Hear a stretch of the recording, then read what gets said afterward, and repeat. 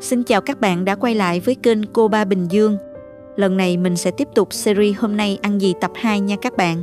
Trong tập này, chúng ta sẽ cùng nhau thực hiện món canh, món mặn, món xào và món tráng miệng đầy đủ, chi tiết cho một bữa cơm gia đình hoàn hảo, dinh dưỡng cân bằng giữa chất đạm và chất xơ. Mời các bạn cùng mình vào bếp để khám phá thực đơn gia đình hôm nay nha. Đầu tiên là món canh khổ qua nha các bạn. Món này có người thích ăn ít đắng, có người thích đắng nhiều mới ngon. Mình sẽ chỉ các bạn cách để có thể thay đổi độ đắng như ý, nhờ đó tô canh khổ qua sẽ phù hợp nhất với khẩu vị gia đình bạn. Dùng 20g nấm mèo khô đã ngâm nở và rửa sạch. Cắt nhỏ ra như thế này ha. Dùng thêm một vắt bún tàu 25g. Mình nhúng nhanh qua nước để cho dễ cắt chứ không cần ngâm nước nha các bạn. Cắt khúc khoảng 2,5cm là được. Để hầm 1,6 kg khổ qua, mình dùng ở đây là 800g, lượng nhân là được hết các bạn. Lượng thịt sẽ bằng 1/4 lượng khổ qua ha. Cứ như vậy mà các bạn lượng nha. Cho vào thố 500g thịt heo xay. Và mình thêm 300g tôm xay để tăng thêm độ kết dính cho nhân. Mình ướp vào đây 1 muỗng canh rưỡi hành tỏi xay, 1 muỗng canh bột nêm, nửa muỗng canh đường, nửa muỗng cà phê tiêu,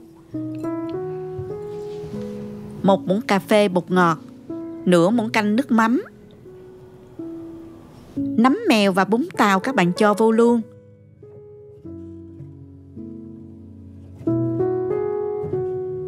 Trộn đều lên.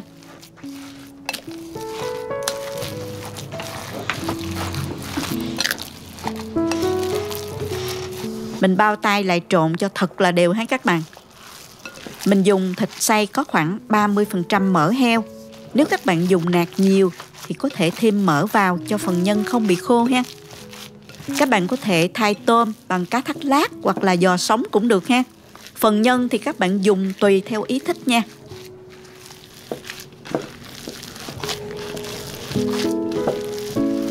Mình để ở đây chờ thấm và đi sơ chế khổ qua nha.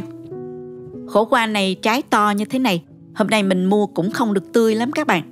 Nhưng không sao, mình hầm vẫn ngon. Các bạn mua được khổ qua tươi sẽ ngon hơn nữa nha. Mùa đông bên mình rau củ không được phong phú lắm. Có gì thì mình dùng đó nha các bạn. Mình cắt khổ qua thành khúc độ dài từ 5 đến 6cm. Rồi dùng cán muỗng sắn lấy cái phần ruột ra. Cạo kỹ phần trắng bên trong giúp dễ bám nhân và cũng giảm đi độ đắng nữa. Dễ dàng ha các bạn. Bây giờ mình đem rửa sạch, sau đó cho nước vào nồi để trụng khổ qua nè. Khi nước sôi thì mình lần lượt cho khổ qua vào trụng sơ. Mình đảo nhẹ trong 1 phút là được. Sau đó vớt ra rổ cho ráo nước.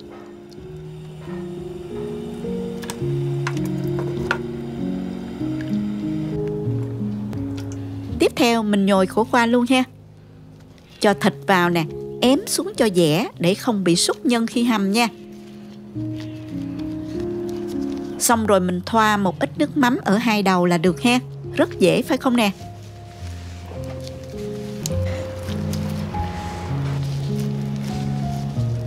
Bây giờ mình đi hầm ổ qua nha. Cho vào nồi 1 lít nước dừa và 1 lít 3 nước lạnh. Nước dừa sẽ giúp cho nước hầm mình ngọt hơn, đồng thời giảm vị đắng của khổ qua nữa đó các bạn.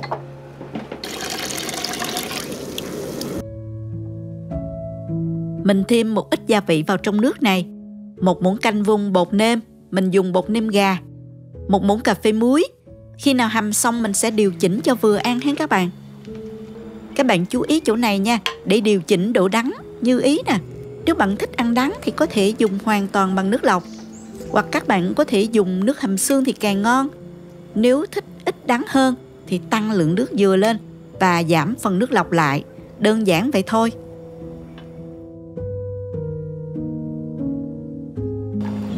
Nước canh sôi rồi thì mình cho thêm vào 5 trái ớt và 2 củ hành tím cho nước canh thơm hơn nha. Ớt sẽ làm giảm đi vị đắng của khổ qua, đồng thời giúp cho nước canh mình thơm hơn chứ không bị cay đâu nha các bạn. Các bạn cứ yên tâm.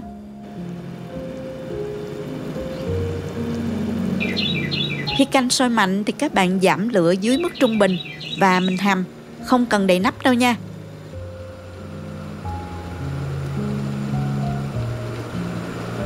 Xin thông báo đến tất cả khán giả yêu thương, hiện nay kênh TikTok chính thức của mình là Cô Ba Bình Dương Channel và Facebook chính thức là Cô Ba Bình Dương Channel bí quyết nấu ăn. Những kênh có tên nhại theo lấy danh nghĩa và video của mình cắt xén để re-up đều là giả mạo.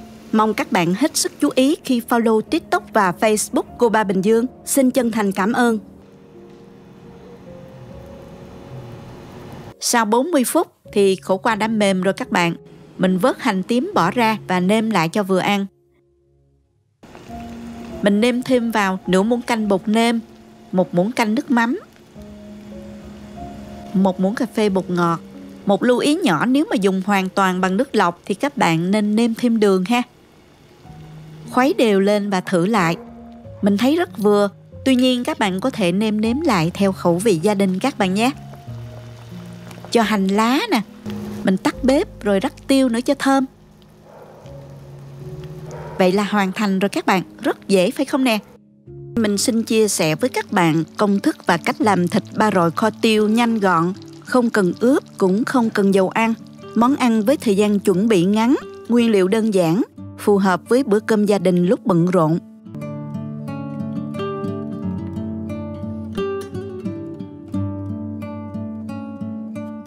Để làm món ba rọi kho tiêu, các bạn nhớ để ý chọn miếng thịt ba rọi ngon nha. Chọn những miếng thịt ba rọi có màu hồng tươi, không quá đỏ cũng không quá nhạt. Miếng thịt ba rọi ngon thì cần có sự cân đối giữa lớp mỡ và nạc.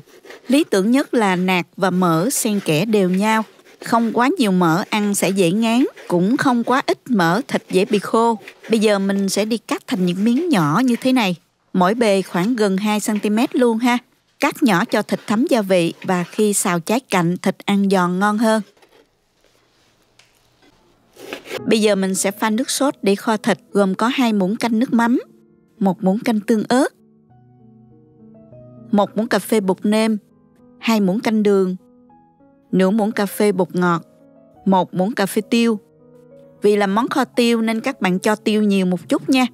Cuối cùng là 1 muỗng canh nước màu đường và thêm nửa chén nước, khuấy đều cho hỗn hợp gia vị tan ha.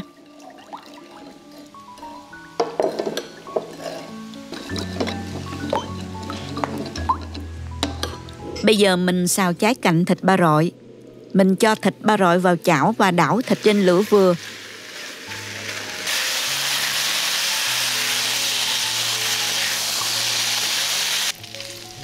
Cho đến khi thịt ra bớt mỡ và xém vàng như thế này là được. Phần thịt ba rọi sau khi xém cạnh sẽ ra mỡ. Mình lấy phần mỡ ra và cho phần thịt qua một cái đĩa. Các bạn có thể kho trực tiếp trong cái chảo này luôn. Nhưng còn mình thì sẽ dùng cái nồi đất nhỏ như thế này ha, để kho cho đẹp nha. Cho một chút mỡ vừa xào vào nồi đất. Sau đó mình cho hành tỏi vào phi thơm. Khi hành tỏi đã dậy mùi thì mình cho luôn phần thịt ba rọi vào.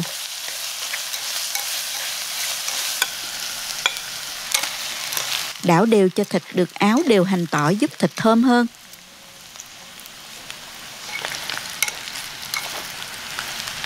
Bây giờ mình đổ hết phần nước sốt đã pha lúc nãy vào trong nồi luôn. Đảo đều cho thịt được áo sốt. Phần nước sốt sẽ xăm xắp thịt như thế này ha. Bây giờ mình đậy nắp lại và rim thịt ở lửa nhỏ vừa trong vòng 5 phút.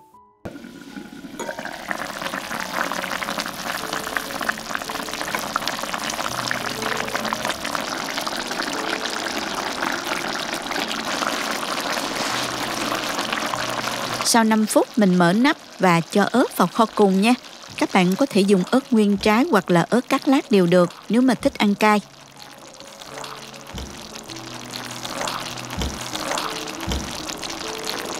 Và mình tiếp tục kho trên lửa nhỏ vừa cho đến khi phần nước sốt còn lại nó rặc lại và rút hết vào trong thịt là được ha.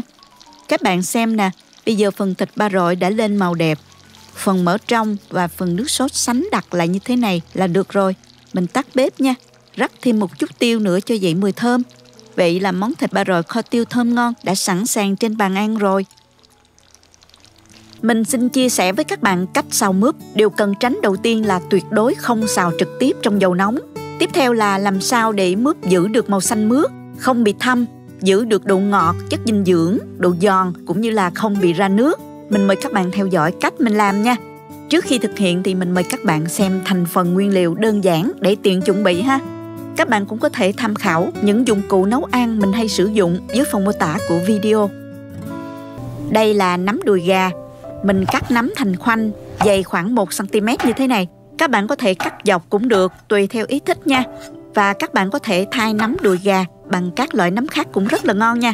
Nhưng nhớ là thời gian cho nắm chín thì có thể thay đổi tùy theo từng loại nắm nha các bạn. Mướp ở đây thì mình sử dụng mướp hương. Bạn chịu khó dùng dao cạo cái phần vỏ xanh ở bên ngoài. Nếu mướp trái lớn hơn thì bạn có thể bào thật là mỏng phần vỏ xanh ha. Đừng bào sâu quá vào phần thịt mướp sẽ mất đi độ giòn đó các bạn. Và khi mình xào mướp nó dễ bị nhũng không ngon nha.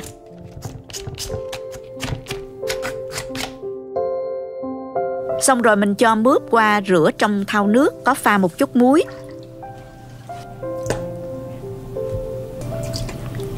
Xong rồi các bạn rửa lại một lần nữa thật là sạch ha. Bây giờ thì mình cắt mướp ra thành khoanh, độ dày khoảng 2 cm. Các bạn có thể cắt khoanh xéo hay là chẻ dọc tùy theo ý thích của các bạn nha. Tất cả nguyên liệu mình đã chuẩn bị xong. Trước khi xào thì mình sẽ hấp phần mướp này nha các bạn. Cho vào mướp 1 muỗng canh dầu ăn. Xóc đều lên.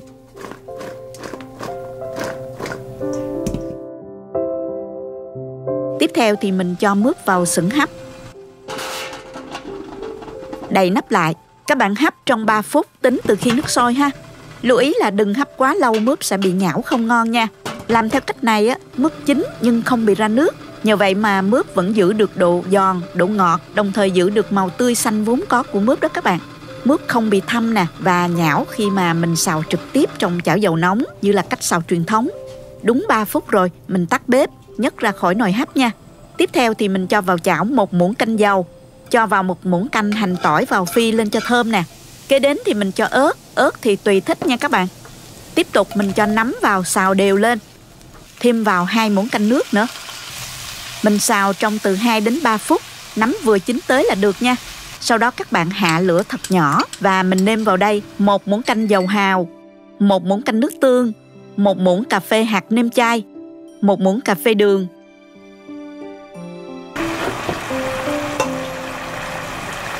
Và mình cho hết phần mướp đã hấp vào, đảo đều lên cho mướp thấm gia vị, rồi mình tắt bếp ha. Sau cùng thì mình cho hành lá và tiêu cho thơm nữa nè. Rất nhanh luôn các bạn. Chỉ trong 15 phút mình đã hoàn thành xong món mướp xào nấm rất ngon cho bữa cơm gia đình. Đây là một trong những món xào hấp dẫn để đổi vị cho bữa cơm hàng ngày. Mình dùng với cơm rất là ngon và dễ ăn. Gần xong bữa ăn rồi các bạn ơi, chúng ta sẽ cùng nhau làm món cuối cùng là món chè dưỡng nhan. Món chè bổ dưỡng, tốt cho sức khỏe nhờ có nhiều nguyên liệu thảo mộc thiên nhiên. Nào chúng ta cùng thực hiện ngay nha. Nguyên liệu nấu chè này các bạn có thể tìm mua gói nấu chè dưỡng nhan có bán sẵn rất tiện lợi nha. Những set chè này đã được chuẩn bị kỹ lưỡng với đầy đủ các thành phần thảo mộc. Chỉ cần vài bước đơn giản, bạn đã có ngay một món chè dưỡng nhan thơm ngon và bổ dưỡng rồi. Mình ngâm tuyết yến và nhựa đào trong nước khoảng từ 6 đến 8 giờ để chúng nở ra hoàn toàn ha. Bồ mễ thì mình ngâm khoảng 4 tiếng trước khi nấu là được nha. Nhưng nếu sợ quên thì các bạn cũng có thể ngâm qua đêm luôn cùng với tuyết yến và nhựa đào cũng được. Và mình ngâm riêng từng tô để dễ sơ chế sau khi hoàn thành ha. Riêng phần tuyết yến mình phải ngâm với nhiều nước một chút nha các bạn, vì tuyết yến dễ hút nước và nở ra rất là nhiều. Hạt sen thì mình ngâm với nước sôi 30 phút trước khi nấu ha. Táo đỏ nguyên trái nè, táo cắt lát, nhãn khô và kỷ tử mình rửa sạch và ngâm khoảng 20 phút. Nấm tuyết mình ngâm 10 phút và xả lại nhiều lần bằng nước cho sạch. Nấm tuyết này giòn giòn rất là ngon đó các bạn. Mình cho vào súp và chè nấu đều được ha. Hạt sen sau khi ngâm nở và rửa sạch, lưu ý những tim sen còn sót lại thì mình lấy ra luôn để chè của mình không bị đắng nha. Nhựa đào, tuyết yến đã nở căng rồi này các bạn. Mình đem rửa sạch lại và loại bỏ những tạp chất còn sót. Còn hạt chia thì các bạn có thể ngâm 10 phút hoặc là mình cho trực tiếp vào sau khi nấu xong cũng được luôn. Mình đã chuẩn bị các nguyên liệu xong rồi. Bây giờ mình tiến hành nấu chè ha. Cho vào nồi 4 lít nước và đun sôi lên. Sau đó mình cho vào 300 g đường phèn hòa tan. Phần hạt sen khô đã ngâm lúc nãy mình cho vào nồi. Tiếp tục đun sôi phần hạt sen này từ 15 đến 20 phút cho đến khi hạt sen mềm ha. Tiếp tục mình cho táo đỏ và táo lát vào nấu trong 10 phút. Sau đó mình cho nhãn khô, nấu thêm 5 phút nữa. Thêm nhựa đào và bồ mễ vào nấu trong 3 phút.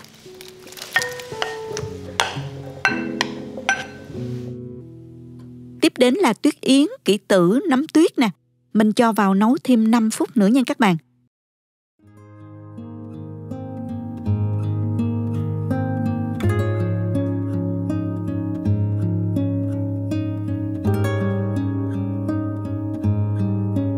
Nêm nếm lại cho vừa khẩu vị ha. Cuối cùng mình thêm hạt chia đã ngâm vào, khuấy đều và tắt bếp. Múc chè ra bát hoặc là ly để nguội rồi mình có thể cho vào tủ lạnh để ăn. Chè dưỡng nhan mình có thể dùng nóng hoặc lạnh tùy theo sở thích ha. Hoàn thành bữa ăn hôm nay rồi các bạn ơi. Món canh khổ qua nè, món mặn là thịt kho tiêu nè, mướp xào nè. Tráng miệng bằng chè dưỡng nhan nữa thì còn gì bằng. Chúc cả nhà bạn ngon miệng nha. Hẹn gặp lại các bạn trong tập sau của series Hôm nay ăn gì. Cảm ơn các bạn đã theo dõi video. Nếu thích cách mình chia sẻ, nhớ bấm like, chia sẻ cho bạn bè cùng xem và bấm theo dõi kênh Cô Ba Bình Dương để đón xem những công thức nấu ăn mới nhất của mình nha các bạn. Xin chào và hẹn gặp lại trong video lần sau.